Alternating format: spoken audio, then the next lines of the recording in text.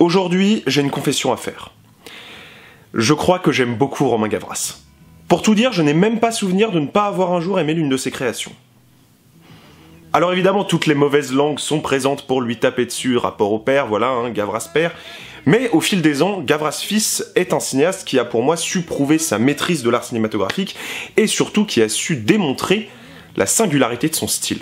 Alors lui taper dessus pour des raisons aussi stupides que ses origines sociales ou la cuillère cinématographique qu'il avait dans le cul dès sa plus tendre enfance, c'est totalement contre-productif. Nos cinéastes français qui sont à la fois talentueux et singuliers sont suffisamment rares, donc il faut tout faire pour les protéger. Surtout que quiconque a déjà vu un film de Romain Gavras ne peut pas sans mauvaise foi faire abstraction de cette petite touche d'originalité si particulière qui fait la force de son cinéma. Pour moi, la grande force de ce réalisateur et de son cinéma, c'est tout d'abord son univers, mais surtout l'exécution parfaite avec laquelle il le met en place. Les univers des films de Romain Gavras sont toujours construits de la même façon. Nous avons une base qui peut être absurde, comme c'est le cas dans Notre jour viendra, où une révolution des roues est lancée, ou cliché, comme c'est le cas dans Le monde est à toi par exemple, où on fait appel à tous les petits stéréotypes de banlieue. Mais ce qui est intéressant, c'est qu'il se sert de cette base pour mieux la dépasser et iconiser ses archétypes, et ainsi créer un véritable univers qui découle de ces clichés. Un univers à part entière qui retourne les clichés pour en faire autre chose, pour en faire un film de Romain Gavras. Je parlais d'iconisation, et en fait il est intéressant de remarquer que dans le cinéma de Romain Gavras, il y a un rapport très fort à la notion de mythologie, puisque ces personnages deviennent ou veulent devenir des figures héroïques, en fait, des héros contemporains.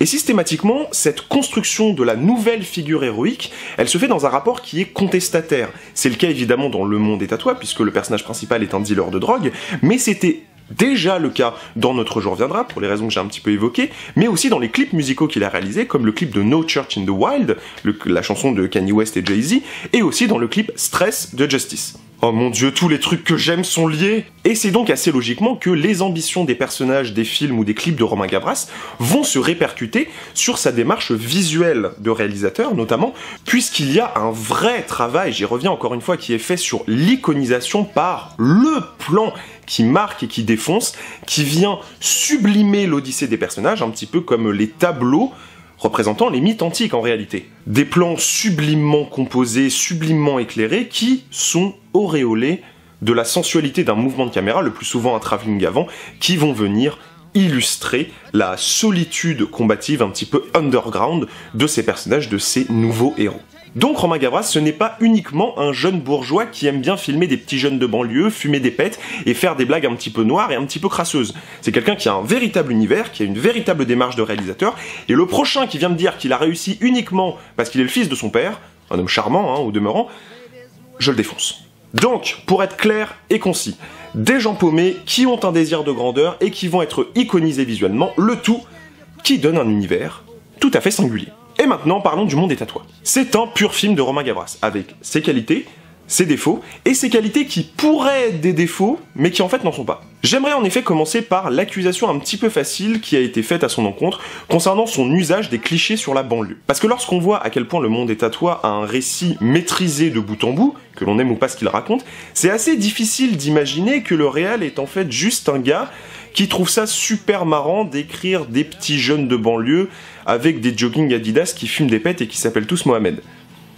Alors, pourquoi ces clichés? Comme je l'ai dit, ce qui intéresse Romain Gavras, c'est la construction d'une certaine forme de mythologie contemporaine. Et de quoi on a besoin pour construire une mythologie? On a besoin de figures, et donc de simplicité. Donc en fait, cet usage des clichés est simplement une base nécessaire qui permet de donner vie à l'univers que veut mettre en place le réalisateur, pour ensuite les dépasser. Voilà, donc ça c'est plié, maintenant passons au reste. Le Monde est à toi est un bon film, voire même un très bon film. C'est une comédie qui est corrosive comme il faut, qui est portée par d'excellents acteurs, avec une maîtrise du récit assez implacable d'un bout à l'autre, donc j'ai bien aimé.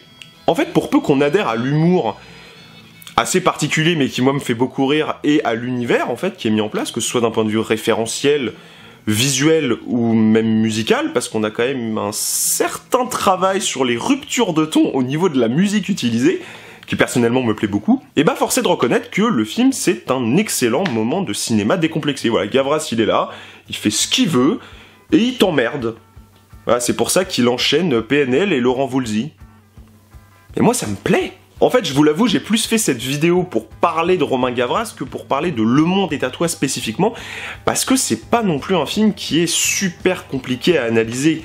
C'est juste un très bon moment, toute la salle se poilait, c'est prenant, c'est bien filmé, c'est intelligemment mis en scène, j'aime bien la démarche de Gavras, voilà. C'est drôle, c'est dynamique, c'est intelligent, j'aime la mise en scène du gars, donc forcément j'adhère. Et puis de toute façon, moi Gavras, il m'avait déjà conquis. Hein. J'aime son ton, j'aime sa démarche visuelle, j'aime son lâcher-prise par rapport à une certaine forme de politiquement correct qui gangrène le cinéma français, quand la comédie française n'est pas carrément raciste. Et puis en fait, finalement, j'aime son univers, j'aime ce qu'il nous dit, j'aime son travail sur la mythologie, j'aime le fait qu'il fasse référence aux théories du complot, parce que ça fait partie d'une certaine forme de mythologie contemporaine. J'aime ce gars, en fait, moi. Alors en fait, ça ne dépend que de toi. Est-ce que t'es réceptif à ce type de ton? Est-ce que t'es réceptif à ce type d'univers? En fait, c'est vraiment le monde, ou rien. Et moi, perso, ça me convient. Et on